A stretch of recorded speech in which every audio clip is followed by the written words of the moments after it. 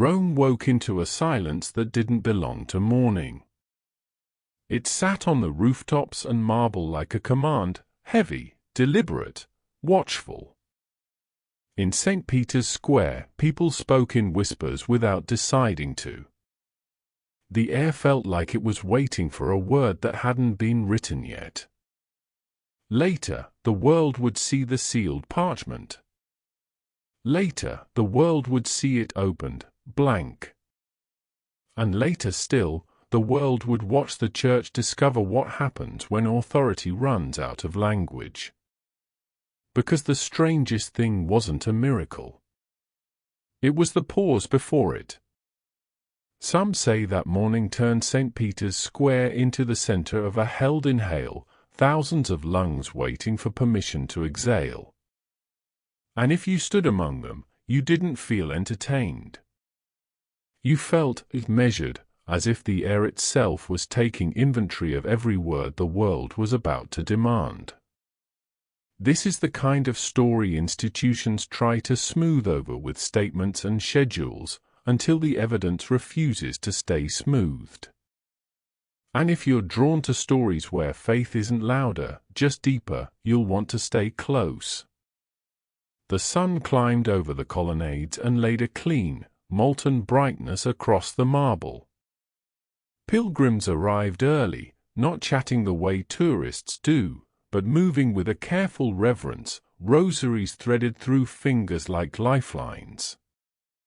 Camera crews had already claimed their angles, cables ran across the cobblestones like veins feeding a single global broadcast. On paper, it was a routine announcement, a mass for renewal and mercy. In the Vatican press room, journalists repeated that phrase into microphones, sipping espresso, pretending it was an ordinary Sunday. Then a single line passed from one aide to another and landed in the room like a struck match. The Holy Father will not deliver the homily. For a moment, nobody spoke, not because they were being polite, but because their minds were searching the last century for precedent and finding none. A homily wasn't just a sermon.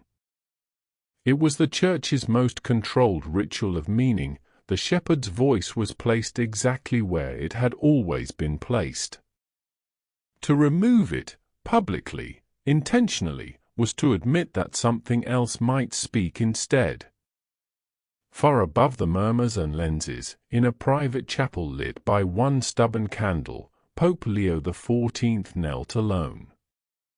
No aides. No draft pages. No whispering advisors. White marble. A simple crucifix. A strip of morning light cuts the air like a blade. He wasn't rehearsing words, he was listening as if words had become the least reliable instrument he owned. When the door finally creaked, the sound felt too loud for the room.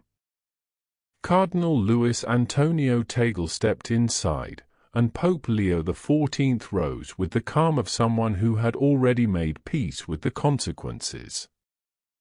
On the altar rail lay a sealed parchment, wax still warm, waiting like a test. Leo did not explain. He only placed it in Tagle's hands and gave an order that would reframe the most polished ritual on earth into an act of obedience. "Open it," the Pope said, "when you stand before them." And that is where our story truly begins, before the cameras tightened their focus, before the basilica seemed to inhale, before anyone in Rome understood what kind of silence was moving toward them. Quick moment, subscribe now. It helps the channel grow and guarantees you never miss the next release. It started earlier than most people would remember, in the thin hour when night releases a city reluctantly, and the streets still look borrowed. Rome at dawn usually carried a soft disorder, metal shutters rattling open, mop water slapped against stone, scooters coughing awake, pigeons arguing over crumbs like old men in a piazza. That morning, the city did not argue. The quiet wasn't the simple absence of sound. It had shape. It pressed lightly against windows and alleyways, smoothing the world as if a hand had passed over it. Even the Tiber looked slowed, its surface too neat, its small movements restrained.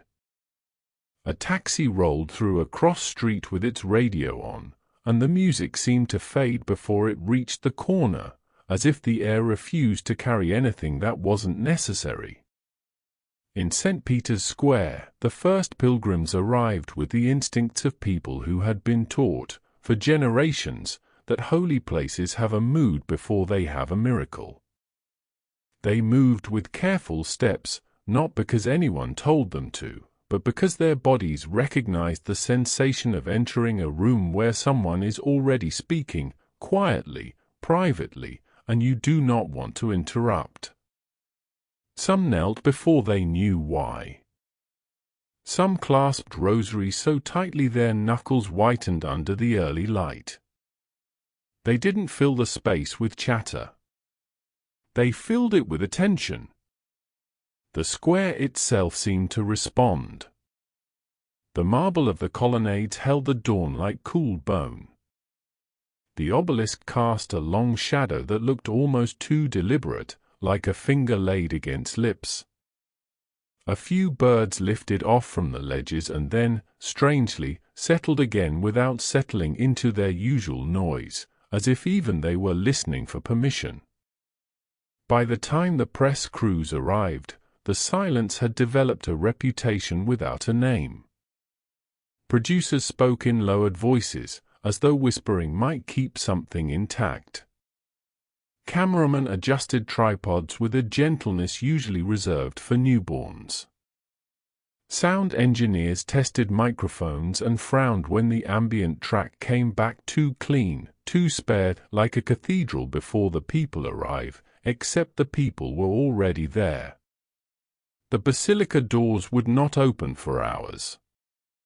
And still they came. Inside the Vatican press room, espresso cups clicked against saucers, and the usual choreography of modern ritual played out, credentials checked, notes shuffled, phones angled for signal, a small weather of murmurs. It was supposed to be routine. A mass for renewal and mercy. A safe story for a Sunday. The officials on the dais wore the practiced expression of men who believed in control because it was their assigned virtue. They offered the expected phrases, seasonal, pastoral, measured. They spoke of hope with the careful cadence of people who never want hope to sound unpredictable. Then an aide leaned in close to the spokesperson, and something changed, small but visible. A brief tightening at the edge of the mouth. A pause the room did not expect. The spokesperson lifted his eyes. One additional detail, he said, as if apologizing for language itself. The Holy Father will not deliver the homily. The sentence landed and did not immediately make sense. Several journalists wrote it down and then looked up, waiting for the clarification that had to follow. A homily was not a decorative element you could remove like a flower arrangement. It was the voice of the shepherd placed in the liturgy like a keystone. It was where the church interpreted itself aloud. A reporter in the second row let out a soft laugh, automatic, disbelieving. Someone else leaned toward a colleague and whispered, "Is he ill?" Phones buzzed in laps as messages went out faster than the room could process. A veteran Vatican correspondent, gray-haired and unsentimental, raised his hand. "With respect," he said, "has this ever happened?" "In living memory." The spokesperson's eyes did not blink. "The Holy Father has chosen," he said, "that the celebration proceed as planned." "That's not an answer." The spokesperson inhaled, steady. "The Holy Father has chosen," he repeated, as if repeating could build a wall. The room reacted in waves. Not outrage, something stranger. A quickening. The sensation that a locked door had just been found slightly open. The questions came sharper now. Who will speak? Why? Is this political? Is it disciplinary? Is it a protest against someone? Against what? The officials offered polished emptiness. No names. No reasons. No reassurance, except the kind that makes reassurance feel like a warning. In the back of the room, half in shadow, Cardinal Moretti listened without moving. He was not scheduled to speak. He did not need to. His presence alone carried a certain gravity, the weight of a man whose vocation had become the defense of structure. Moretti had the kind of face that seemed carved to withstand surprise, high forehead, composed mouth, eyes that observed like instruments. When the sentence about the homily was spoken, his expression did not change, but something in the stillness of his posture hardened, like water beginning to freeze. He watched the journalists, how quickly they leaned toward scandal, toward miracle, toward anything that made the Church seem less predictable than it claimed to be. He watched the officials, how they clung to language that did not say anything, because saying anything would be a crack. And he watched the air in the room, how even here, behind walls and protocols, the silence seemed to linger at the edges, patient. Moretti did not believe in silence as revelation. Silence was what you endured until the proper words arrived. If the Pope was removing words from the ritual, it meant one of two things: weakness or intention. An intention, in the wrong direction, could unravel centuries. Far above the press room and the waking square, Pope Leo XIV knelt in a private chapel that felt less like a room and more like a held breath. The chapel's marble floor was pale, almost luminous, and cold enough to make the air crisp. A single candle burned near the altar, its flame steady in a way flames rarely were, no nervous flicker, no drama. Light from a high window fell in a clean rectangle across the crucifix, catching the worn grain of the wood as if it had something to confess. Leo prayed without hurry. He was not old, not frail, not suffering the visible tremor of illness. His face held the calm of a man who had stopped negotiating with himself. There was a softness in his expression that did not come from gentleness alone. It came from listening long enough to be changed. No papers lay beside him. No notes. No drafts with revisions in the margins. No whispered guidance from advisers whose faith lived inside strategy. Just the candle. The crucifix. The quiet.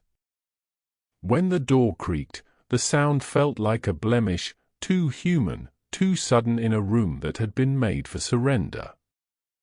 Leo did not turn immediately, as if he wanted the person entering to feel the chapel's atmosphere before speaking inside it. Cardinal Tagle stepped in and closed the door carefully behind him. He paused, not from fear, but from recognition, the sensation that he had entered a place where something had already happened. Tagle's face was open in a way that made him seem younger than his station, as if he had never learned the full art of hiding feeling. His eyes moved from the candle to the crucifix to the Pope's bowed head. "Holy Father," he said quietly. Leo rose, and for a moment he did not speak. He simply looked at Tagle, as if weighing not his rank but his capacity to be empty without collapsing. On the altar rail lay a sealed parchment. It was not an ordinary envelope. The paper looked thick, old, the kind used for decrees and relic catalogues. A deep red wax seal held it shut, stamped cleanly with the mark of authority. Yet the wax looked oddly fresh, as if it had been pressed moments ago. Tagle could see, faintly, the softness at its edges. Leo picked it up with care and held it out. Tagle took it. The wax was warm. Not hot, just warm enough to make him feel, irrationally, that it had a pulse. "Your Eminence," Leo said. Tagle waited, the parchment suddenly heavy in his hands. "You will deliver the homily," Leo said, and in the chapel the word homily sounded almost dangerous. Tagle's throat tightened. "Holy Father." Leo lifted a hand. Not to silence him harshly. To hold the shape of what was happening. "No drafts," Leo continued. "No council. No revisions." Tagle's mind reached for the proper questions. What should I say? Which reading? What emphasis? What message do you want the world to hear? Leo did not give him any of that. Instead, with a steadiness that felt like a door closing and a door opening at the same time, the Pope said, "Open it when you stand before them." Tagle stared at the seal. And if, his voice caught on the edge of uncertainty. And if it contained something unexpected? Leo's gaze did not waver. Then it is meant to be heard. Tagle looked up. "Holy Father, why me?" In the candlelight, Leo's expression softened as if the question had been the most honest thing said all morning. "Because you can listen," he said simply. The answer landed inside Tagle's ribs like a weight and a relief. He wanted to ask what Leo meant, what Leo had heard, what Leo was responding to. But the chapel did not feel like a room for interrogation. It felt like a room for consent. Tagle bowed his head. "Yes, Holy Father." Leo nodded once, and the moment felt sealed in more than wax. Outside, the day continued pretending to be ordinary. The square brightened. The cameras multiplied. The crowd thickened into a living mass of faces and expectations. You could almost hear the world leaning forward. When the bells did not ring, people noticed. They did not complain. They just noticed. The absence became a presence. The silence became a kind of instruction, do not fill this. The Mass began with the usual grandeur, incense rising like slow questions, the choir's voices threading through the nave, gold and marble catching the light. Broadcasters whispered translations into headsets. Tourists held phones above their heads like offerings. Pilgrims wept quietly without knowing yet what they were weeping for. From his seat, Pope Leo XIV did not look ill. He did not look weak. He looked as he had in the chapel, calm, inward, attentive. He sang where the liturgy required singing. He bowed where the liturgy required bowing. But he did not prepare to speak. Those who knew the rhythm of the Mass felt the missing step approaching like a cliff edge. Tagle stood with the parchment hidden against his chest beneath his vestments, the seal pressing lightly against his heart. Each time he inhaled, he felt its shape. Each time he exhaled, he felt the wax's warmth diminish, as if his body were cooling it with time. Cardinal Moretti watched from his place among the dignitaries, his hands folded. His eyes tracked Tagle with the precision of a man watching a match approach dry grass. There was no polite way for tradition to absorb what was coming. Either the Pope would speak, some last-minute reversal, some explanation, some controlled narrative, or the Church would allow a gap to exist in front of the world. The readings were proclaimed. The Gospel was lifted, kissed, and carried. The choir's final notes of the Gospel acclamation faded into the vaults above like birds disappearing into cloud. And then it was time. Tagle walked toward the pulpit, and the basilica seemed to widen around him. The cameras tightened their lenses as if narrowing could create certainty. A soft movement traveled through the congregation, heads lifting, bodies adjusting, breath rearranging itself. Tagle placed the parchment on the lectern. The wax seal stared back at him like an eye. His hands were steady until they weren't. He could feel the tremor begin at the base of his thumb, small as an insect. He pressed his fingers together to hide it, but the parchment registered everything. It was too clean. Too formal. Too expectant. He glanced, briefly, toward Pope Leo. The Pope's face gave him no rescue. Only permission. Tagle drew in a breath. It tasted of incense and stone and the faint metallic tang of fear. He broke the seal. The sound was soft, almost nothing. Yet in the hush it carried, sharp as a twig snapping in a forest.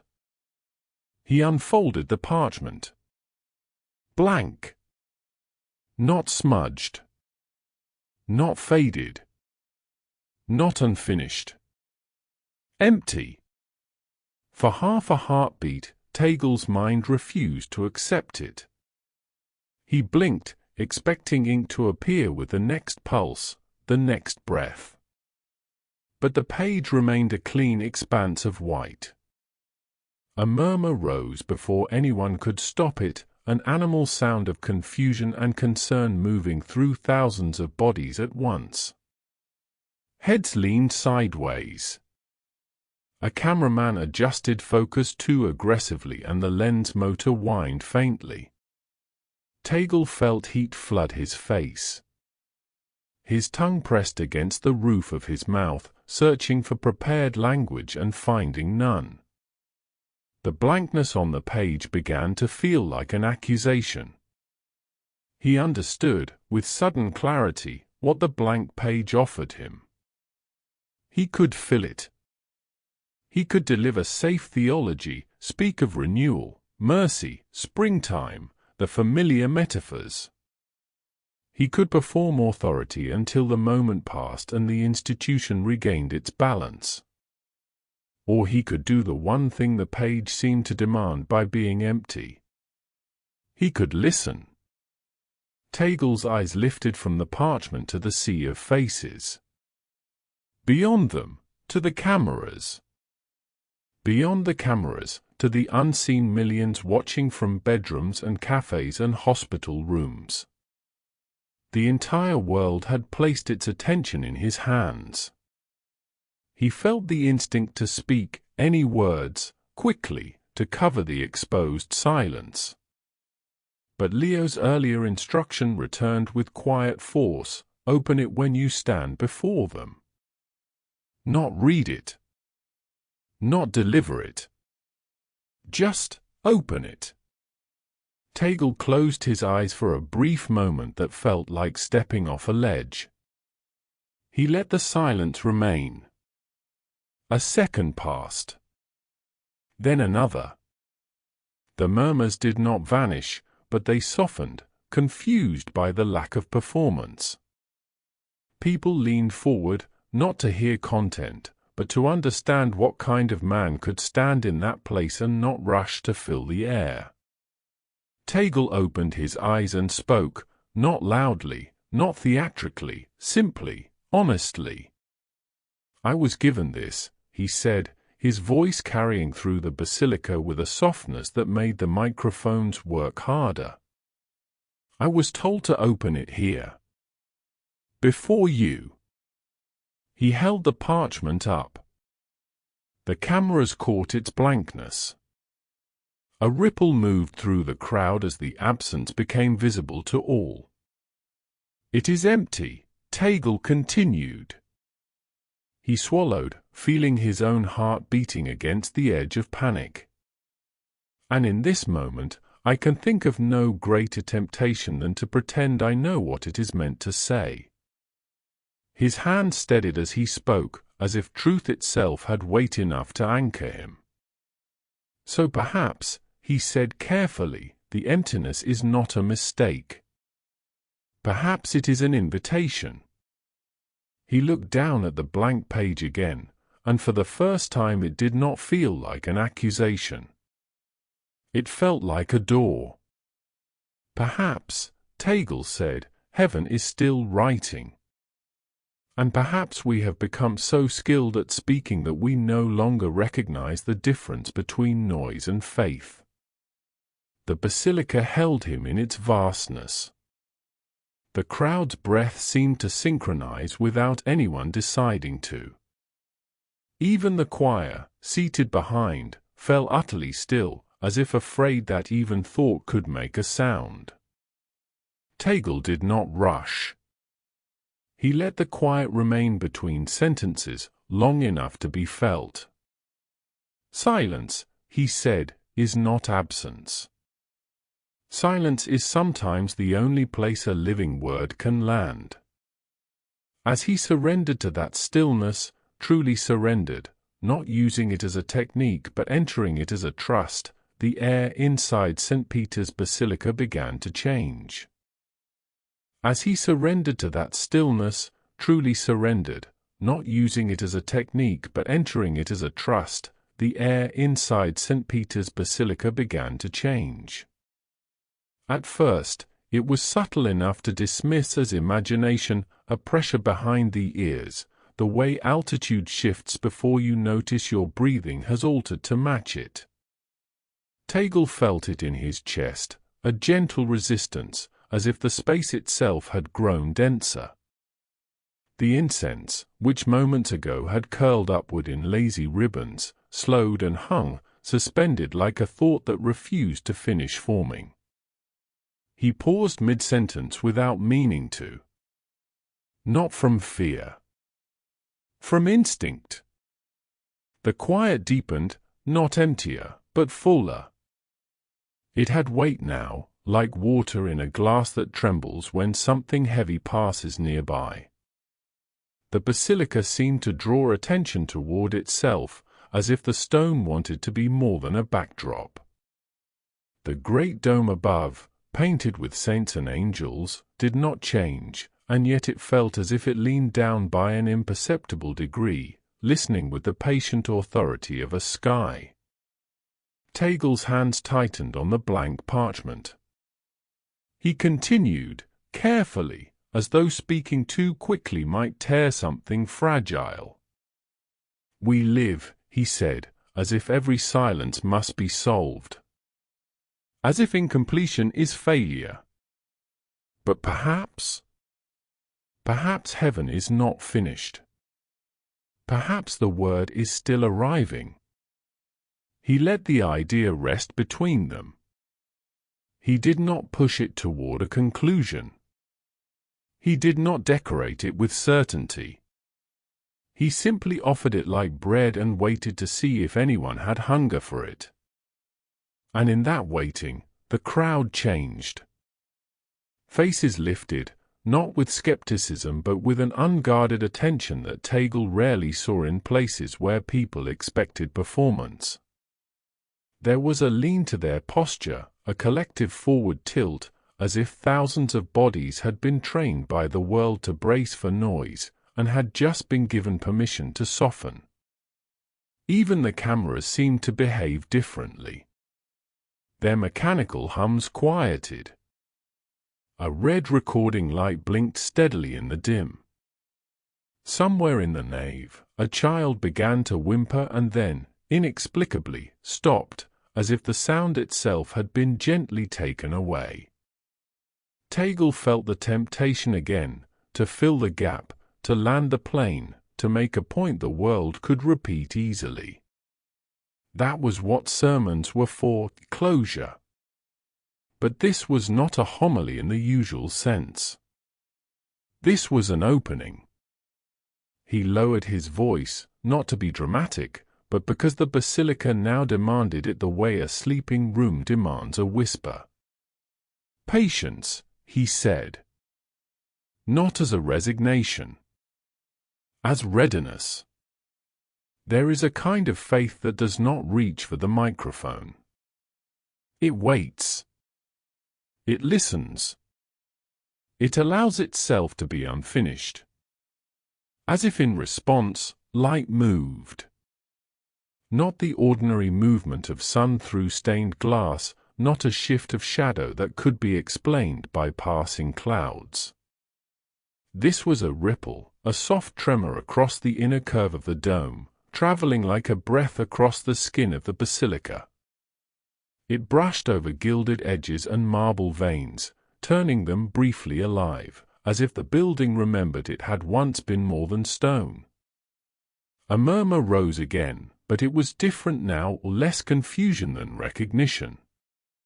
The sound people make when they are not sure what they have witnessed, but their bodies insist it mattered. Tagle looked down, involuntarily, at the parchment. The blankness stared back. He felt something press inward, gentle and firm, like a hand on his sternum, not pushing him forward, but steadying him. His breath slowed to match the stillness. Inhale. Wait. Exhale. He did not know why tears gathered behind his eyes. He only knew he did not wipe them away. Perhaps, he whispered, the holiest thing we can do, before God, before each other, is to stop speaking long enough to hear what remains when we are quiet. The air thickened again, unmistakably now, like lungs filling. Somewhere high above the nave, a faint sound began, not a note, not a bell, not even a whisper. A tone without source, so low it was felt more than heard, threading itself through the ribs of the basilica. It did not compete with the silence. It lived inside it, the way a heartbeat lives inside a resting body. The microphones caught it. The broadcast carried it. In living rooms half a world away, people would later say they felt their skin prickle as if someone had stepped into the room behind them. Tagle swallowed and raised the parchment slightly, as if offering its emptiness to the space. And then the page answered. A faint gold sparked at the center, not ink spreading, but light igniting. Letters formed as if written by heat across the fibers of the parchment, clean and deliberate, each curve of script arriving with a calm that made panic feel childish. The words did not creep. They appeared with certainty, glowing as if the page had been waiting for them all along. Be still and let me finish speaking. For a full breath, nobody moved.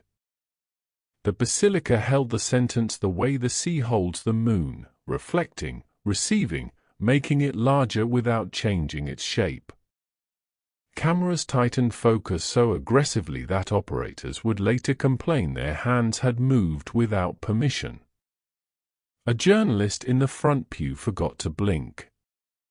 Then a collective sound rose, one shared intake of air, as if St. Peter's Square itself had pulled Rome's lungs into its own. And just as quickly as the words came, they began to fade. The gold dimmed, retreating into the blankness.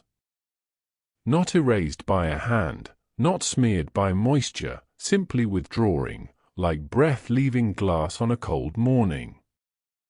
Within seconds the parchment was white again. Innocent again. Empty again. But the event had already crossed the line that could not be uncrossed. Tagle stood frozen with the page lifted, his fingers numb around its edges. His mind tried to chase explanations, humidity, projection, trickery, but the warmth in his chest refused every argument. Something had spoken. Not through him, exactly. Through the space he had opened. He lowered the parchment slowly, as if setting down something living. The silence that followed was not dreadful. It was a stunned reverence. Even those who felt fear did not dare to break it. Priests stood with their mouths slightly open, as if words had become irrelevant objects. Cardinals turned their heads toward one another with expressions that belonged to men watching a map change shape beneath their feet. Pope Leo XIV did not rise. He did not signal the alarm. He remained seated, hands folded, gaze steady, calm in a way that made Tagle's stomach twist. Because Leo looked like someone who had been waiting. The Mass continued, but it was no longer the Mass people had come to watch.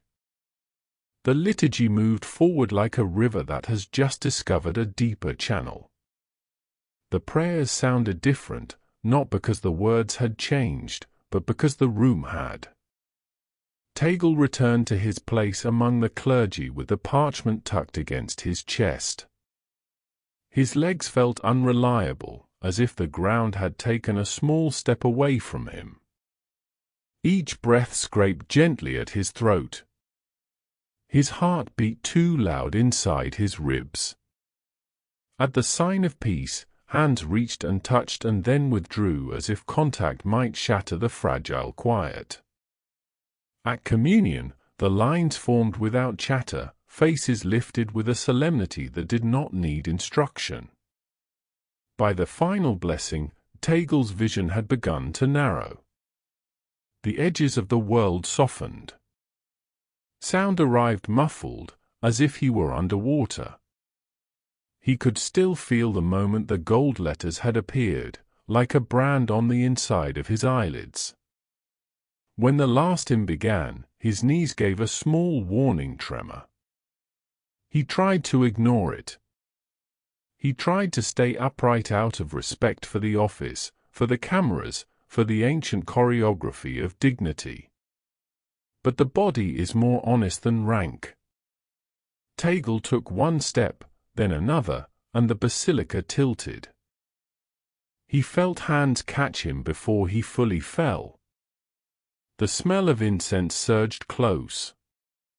Someone's voice said his name, too loud, as if yelling could pull him back into certainty.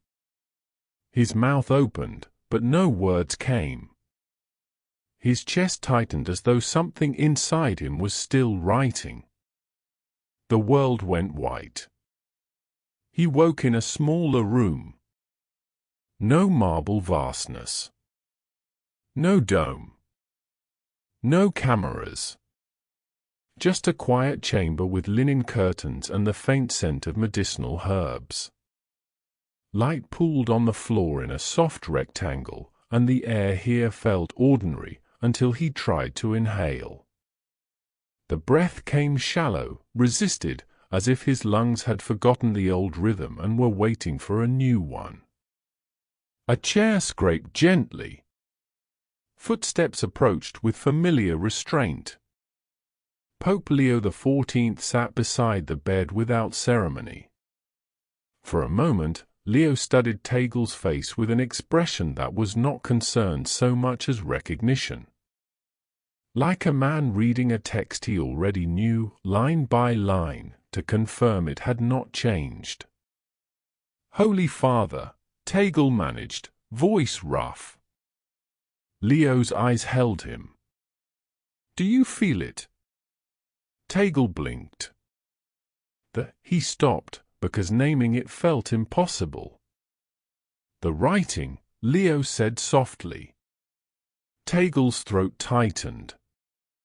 It was on the page. Leo's head tilted, almost kindly. "No," he said. "It was through the page." Tagle tried to sit up. A wave of dizziness pushed him back. His hands clenched the blanket as though it could anchor him. "I didn't plan any of it," Tagle whispered. "I didn't." "I know." Leo's voice carried neither praise nor blame. Only certainty. "You did what you were told. You opened what you were given." Tagle stared at him. Why was it blank? Leo's gaze drifted, for a moment, toward the window as if listening to something outside the glass. Then he looked back. "It did not write on paper," Leo said, and the sentence fell into the room with the weight of a verdict. "It was written on you." Tagle's breath caught. He wanted to deny it, to insist he was merely a witness, not a vessel.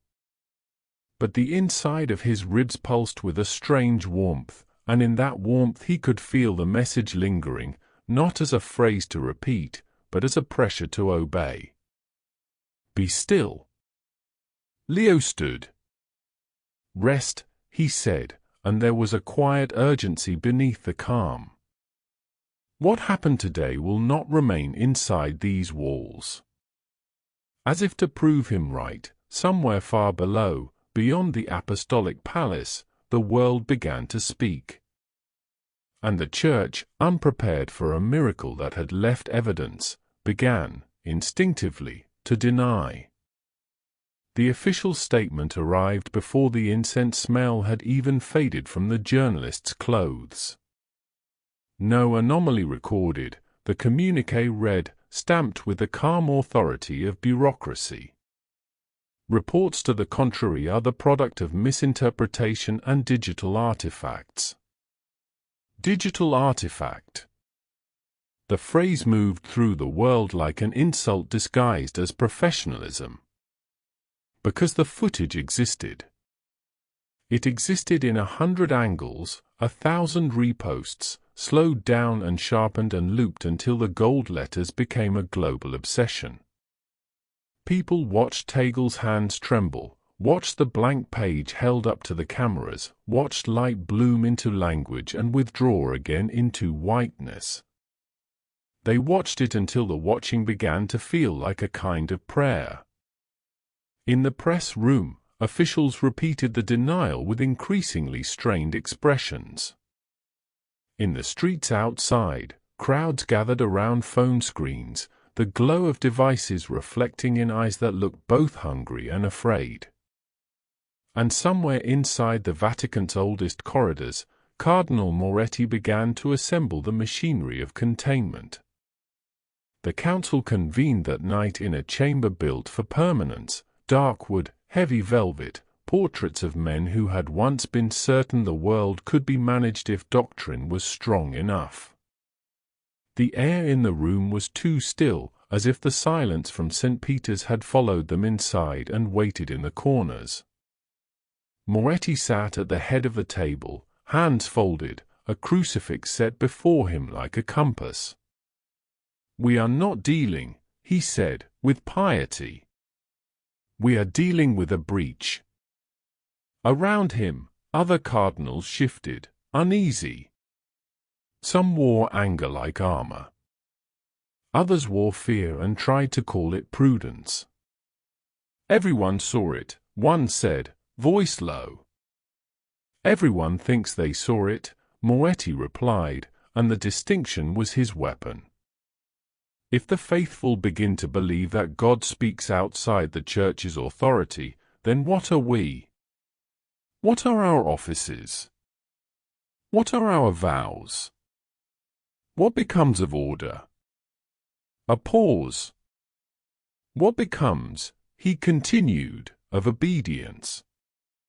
The word obedience hung there, sharp and exposed, as if it belonged to a different century. Yet it still worked. It always had. One cardinal, older, trembling slightly, cleared his throat. "Are we certain," he asked carefully, "that it was not of God?" Moretti's gaze fixed on him with a cold patience. "That is precisely the danger," Moretti said. "Because if it is, and it speaks without permission, then it makes every gatekeeper irrelevant. It makes the church a hallway instead of a house." He leaned forward, voice sharpening. "We must name it as hysteria before the world names it as revelation." They discussed terminology, heresy, delusion, manipulation. They considered how to frame the footage as illusion without inflaming the hunger it had awakened. They debated disciplinary action for Tagle, quiet removal, medical leave, rest, and what to do with the Pope, whose silence had sparked the event. And beneath all of it moved the real fear, unspoken because naming it would be an admission. If the word could return without them, what did centuries of control mean? Outside that chamber, in the physical world that did not care about councils, the phenomenon refused to remain a single moment on a page. The first bell rang without a hand. It happened near midnight, when St. Peter was supposed to be asleep. Guards on rotation turned their heads sharply toward the sound. The great bell tower trembled with resonance, a deep bronze voice rolling through the courtyard. Then another bell answered. And another. 13 tolls in total, measured, deliberate, spaced as if counted by something that did not hurry. Engineers were called the next morning. They inspected mechanisms, ropes, gears. Everything was intact. No sign of tampering. No evidence of motion where motion should have been required. Yet the bells had spoken. Inside the basilica, technicians installed sensors. They did not go in looking for miracles. They went in looking for proof of human cause, vibration, heat, pressure, misfires in the sound system. What they found did not match any familiar pattern. A rhythmic pressure wave moved through the nave like breathing, 6 seconds in, 6 seconds out, immeasurable, repeatable, as if the building had acquired lungs. The data printed in clean lines that made denial look childish. In choir rehearsal, voices heard harmonies that were not being sung. The sopranos stopped, confused, and the harmonies continued, faint but undeniable, threading through the air like memory. The organist pressed keys and the pipes exhaled only air, no notes, yet within the airflow, soft whispers seemed to ride, too indistinct for words, too intentional to be accident. High in the dome, condensation gathered in a thin band where no moisture should have formed. It pooled, shifted, and then, slowly, as if spelling required patience, shaped a single word across stone. Spiritus. A young priest photographed it. The image spread before anyone could stop it. And as the Vatican tightened its statements, as Moretti's counsel sharpened its warnings, the world's response did the opposite. It opened.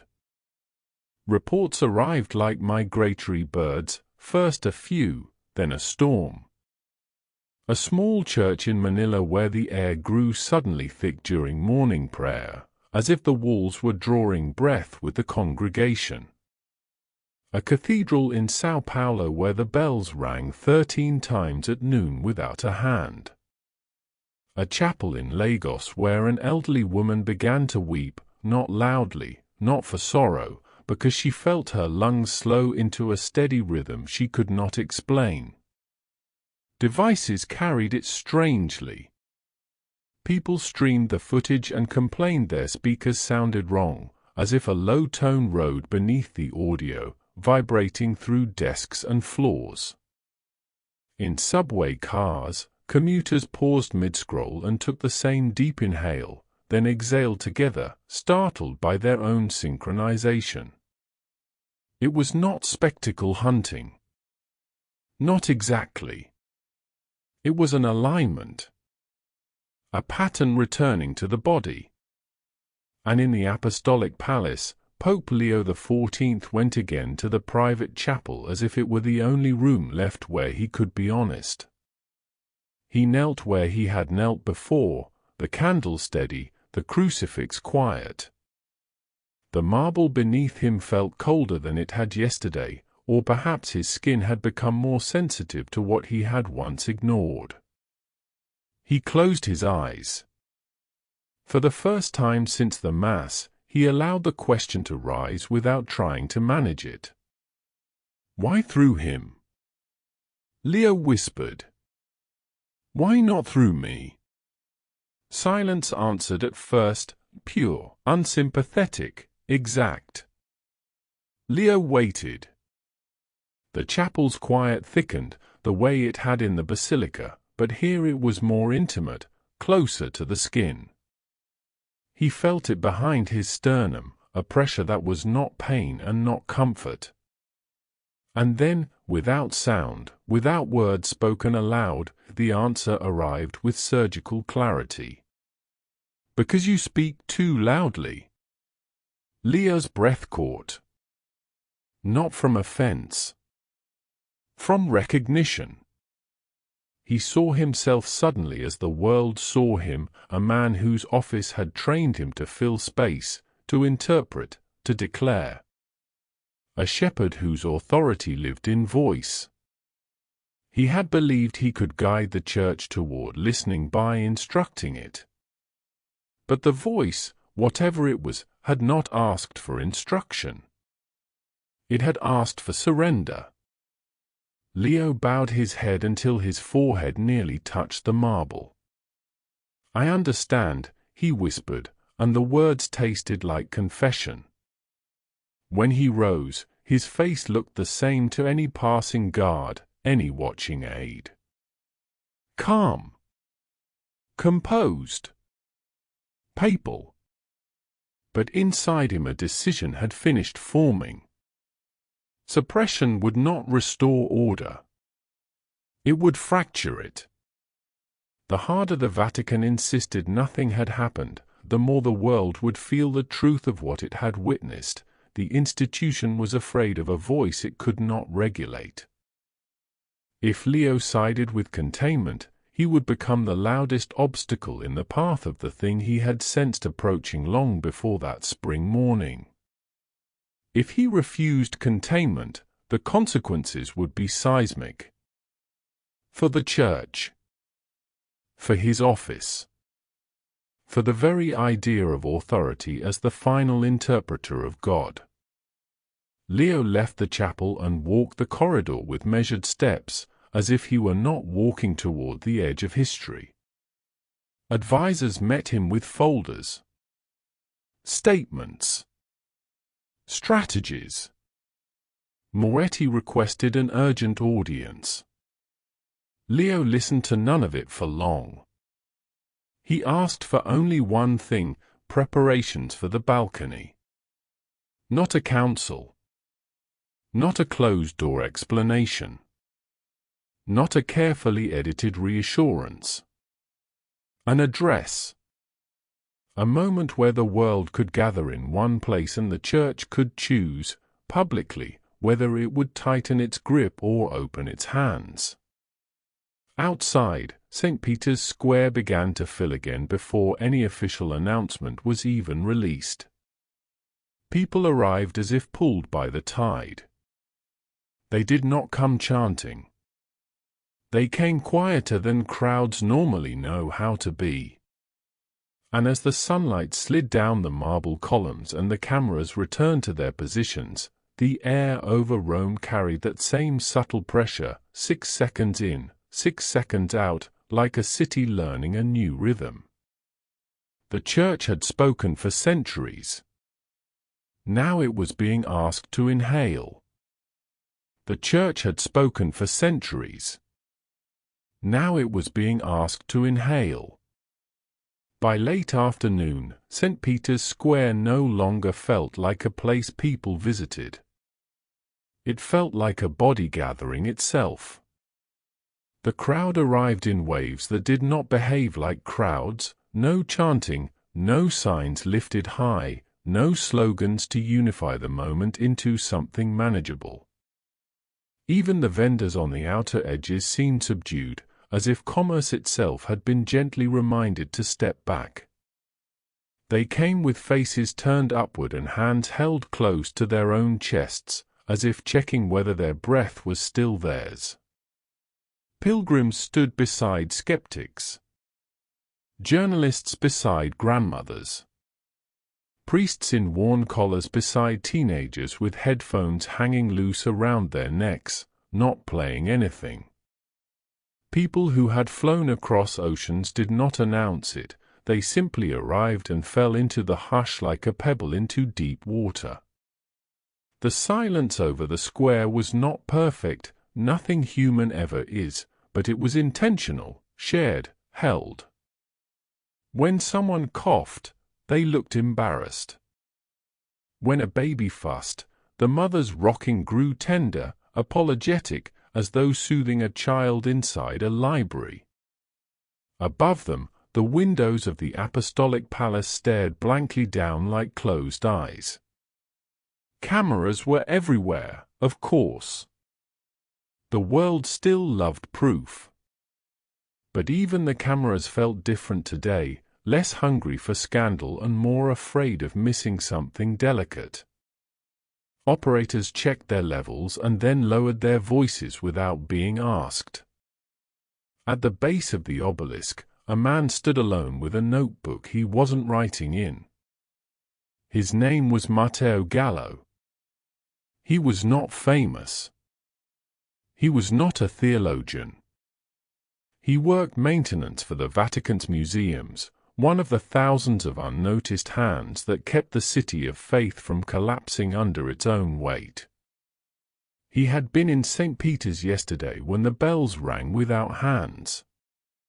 He had been in the basilica when the air began to breathe in measured rhythm, 6 seconds in, 6 seconds out, like the building had learned a new prayer. He did not come today to interpret.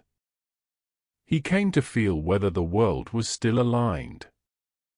Matteo watched the crowd and saw something he had never seen in Rome, people resisting the urge to narrate themselves.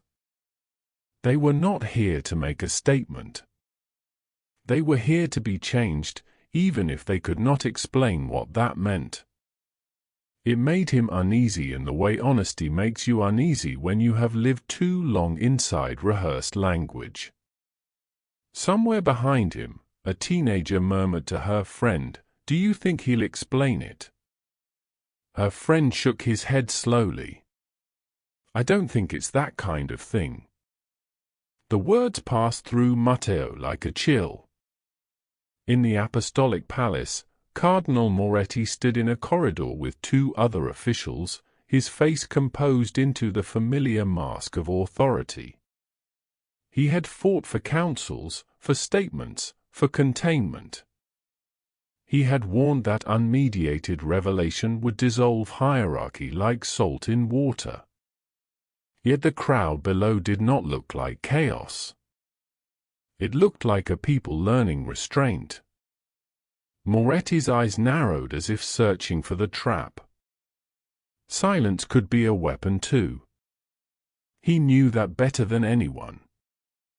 An aide approached him and leaned in close. "The Holy Father will appear," the aide whispered. He insisted. "No changes." Moretti's jaw tightened. "And his text?" "There is no text." Moretti's mouth thinned.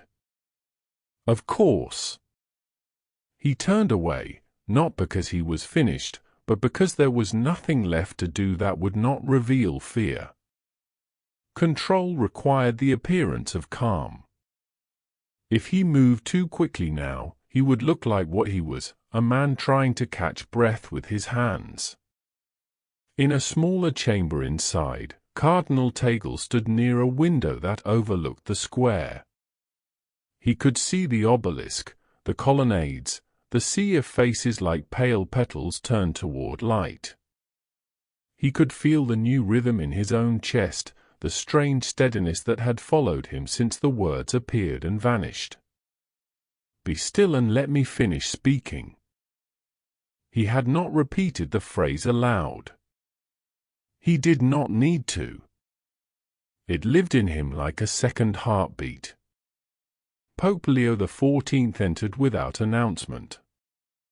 No entourage. No rustle of staff. Just the soft sound of fabric and footsteps. Tagle turned and bowed instinctively. "Holy Father."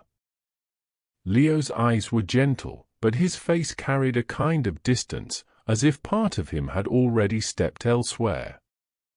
Tagle searched him. "They're waiting for you." Leo nodded once. "I know." For a moment, they stood in silence together, and it felt less like awkwardness and more like a shared vow, not to rush the mystery into a shape small enough to be controlled. Tagle's voice came quietly. "Are you afraid?" Leo's gaze drifted toward the window. The crowd did not roar. It breathed. "I'm no longer afraid of losing my voice," Leo said. "Only of using it as a shield." Tagle swallowed. "What will you say?" Leo looked at him then, and Tagle felt that pressure again against his sternum, gentle, firm, like a hand. "Very little," Leo said. "Enough to point. Not enough to replace." Tagle's fingers tightened around the edge of the windowsill. "And if they demand answers?" Leo's mouth softened with something like sorrow. "Then they will be disappointed," he said. "And perhaps that disappointment will be their first honest prayer."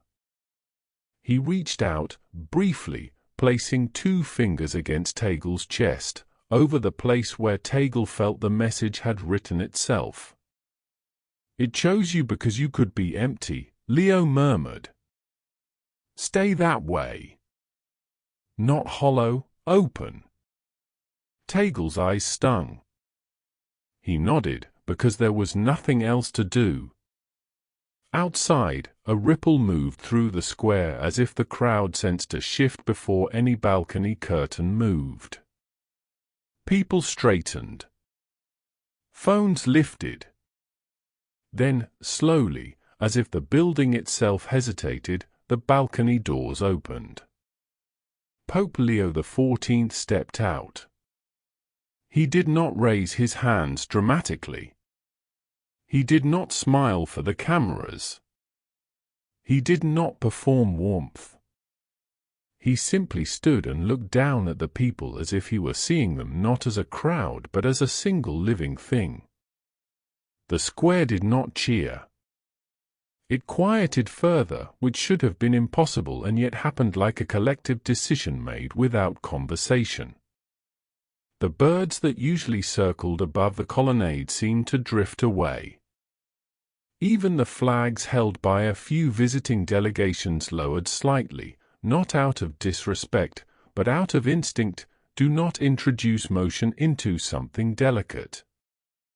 Leo leaned forward toward the microphones and did not speak immediately. He inhaled. Not to prepare a speech. Not a dramatic effect. Just to breathe. The sound traveled, soft and amplified, and Matteo Gallo felt his own lungs mirror it without permission. 6 seconds in. The square held it. 6 seconds out. Leo's voice, when it came, was quiet enough that it forced the world to lean in. "My children," he said, and it did not sound like performance. It sounded like a man naming the truth of shared vulnerability. We have made faith into argument, into declaration, into walls. He paused, not for applause, there was none, but because the silence now had a role and he respected it. Before there were doctrines, Leo continued, before councils and crowns, before language learned to decorate itself, there was breath. His eyes moved across the square, not scanning for enemies, not searching for allies, simply witnessing. The first prayer, he said, was an inhale. The oldest confession was the exhale. We were alive before we were right. A shiver moved through the crowd. Matteo saw people press their hands to their throats as if checking that they were still connected to something ancient. Leo's voice remained soft. "You have seen what you were told could not happen," he said. "And you have been told to deny what you witnessed. I will not ask you to choose between your eyes and your faith." That sentence landed like a door opening. But Leo did not step through it into explanation. He did not offer a theory. He did not name the phenomenon as a miracle or a warning. He did not condemn those who feared it. Instead, he did the opposite of what the world expected from a pope. He reduced himself. "There are moments," Leo said, "when the church must become quiet enough to hear what it has drowned out." His gaze lifted briefly, toward the dome beyond, toward the sky that had watched centuries of sermons rise like smoke. "I have spoken loudly," Leo said, and the admission was so simple it felt like holiness. "And I have mistaken that loudness for authority." The microphones caught the faintest tremor in his breath, not weakness, but honesty. "So today," Leo said, "I will not give you a grand sermon. I will not fill this silence to prove I am still in control." He placed one hand lightly against his own chest. "I will do what we were asked to do." The crowd did not move. The cameras did not pan. Even the journalists forgot their questions. For one suspended moment, the entire world seemed to become one listening ear. Leo's next words were nearly a whisper. "Be still," he said, not as an order from power, but as an invitation from surrender. And let him finish speaking. He stepped back from the microphones. And then he took a deep, deliberate inhale. The inhale was not theatrical. It was not a signal. It was simply breath taken with full consent, no rushing, no bracing, no need to own what came next. Matteo Gallo felt the square join it. 6 seconds in. The air over Rome seemed to thicken as it filled thousands of lungs at once. The hush deepened, not with tension now, but with a strange relief, as if the world had been holding its breath for years and had only just been given permission to do it on purpose. Leo held the breath for a fraction longer than any speech would require, and in that held moment Matteo felt something impossible, the sense that the basilica behind the balcony was also inhaling, stone and column participating in a rhythm older than architecture. Then Leo exhaled. Not a sigh. Not a release of fatigue. A measured, intentional outflow that moved like warmth across the square. People later tried to describe it and failed. They said it felt like standing near a fire without heat. Like sunlight passing through skin into bone. Like forgiveness that did not require language. It traveled outward in a wave that was not wind, not sound, not visible light, and yet it was undeniably movement. Matteo saw it in the way the crowd reacted, shoulders softening, hands unclenching, faces lifting as if something inside their chests had been untied. Some wept silently. Some laughed once, small and startled, as if surprised to find joy surviving inside them.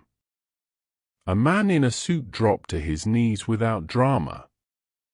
A young woman who had been recording lowered her phone and forgot to raise it again. There was no thunder. No flash.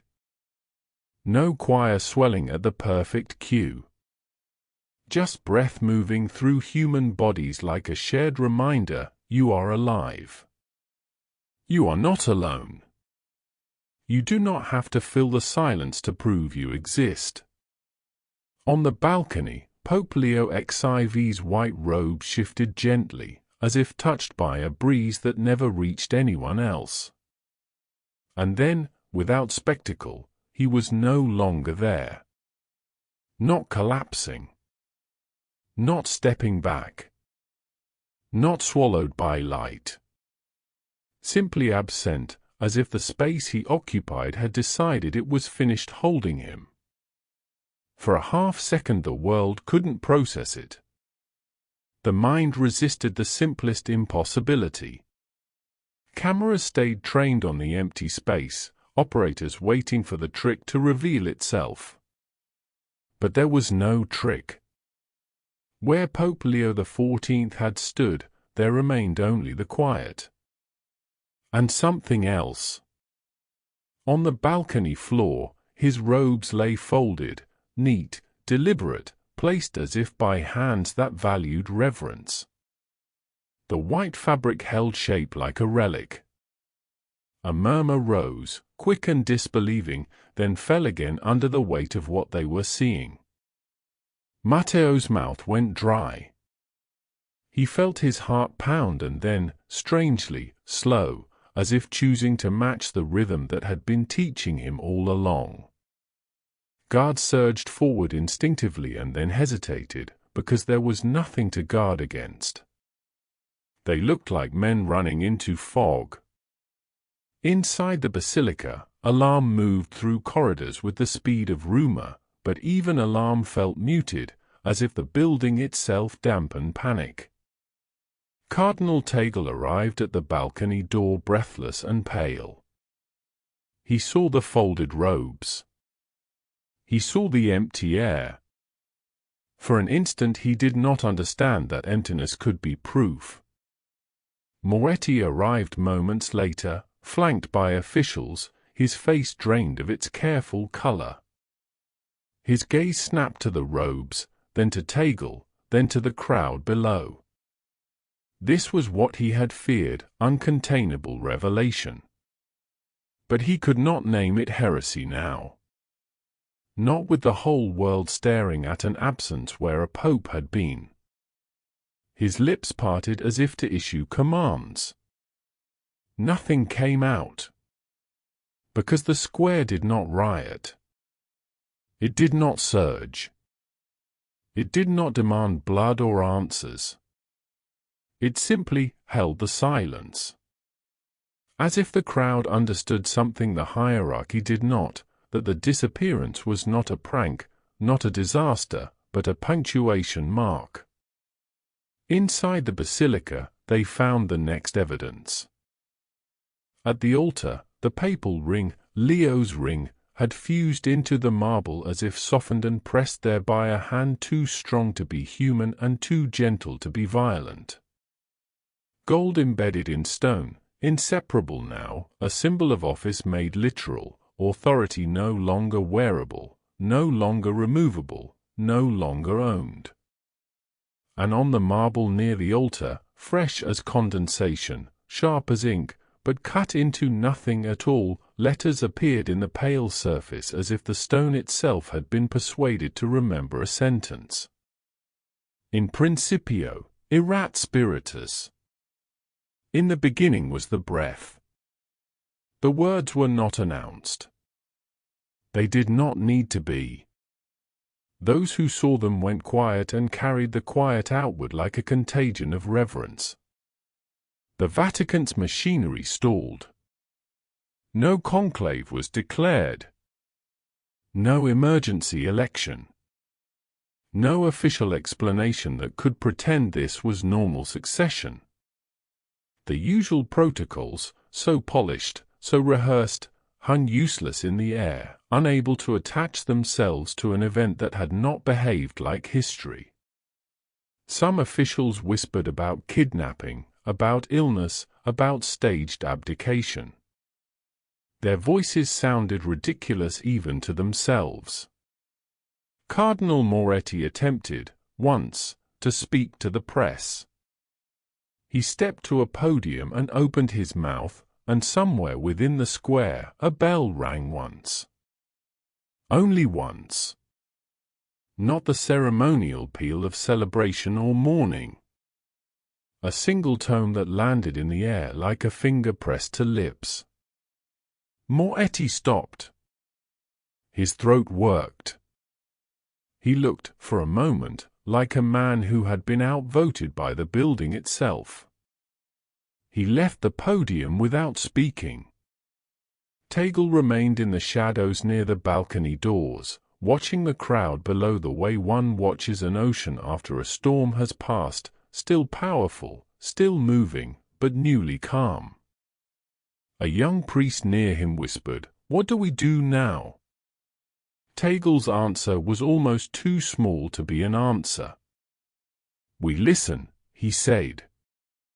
That night, Rome did not celebrate. It did not riot. It did not flood the streets with noise the way humans usually do when they cannot process what has happened. Instead, people gathered in small circles, on steps, in courtyards, in kitchens, and sat quietly together. They held hands without explanation. They breathed in rhythm they did not consciously choose. 6 seconds in, 6 seconds out. Some prayed without words. Some simply existed with one another, as if existence had become sacred again. Matteo Gallo walked home through streets that felt newly gentle. He passed a fountain and saw his own reflection trembling in the water. He did not look like a saint. He did not feel enlightened. He felt unfinished. And for the first time in his life, unfinished did not feel like failure. Before dawn, he returned to the square, not because anyone told him to, but because his body was learning where silence lived. Rome woke again beneath pale morning light. The same rooftops. The same stone. The same sky. Yet the city's sound had changed. Not mute, never fully mute, but softened, as if the world had learned that volume was not proof of truth. In St. Peter's Square, people stood scattered in quiet clusters, facing the basilica as if facing a sleeping giant. No one instructed them to be silent. They simply were. A few began to breathe together. Others joined, naturally, the way a melody spreads when it is simple enough to remember. Inhale. Wait. Exhale. The square became, slowly, not a crowd but a chorus of lungs. And then the bell rang once again, only once, low and steady, like a final amen that did not need words. Matteo closed his eyes and let the sound move through him. He imagined the empty chair not as abandonment, but as space made intentionally available. The word had returned to breath. Authority dissolved into listening. Faith continued, not louder, but deeper. Before you go, subscribe, drop a comment with where you're watching from, and share your thoughts.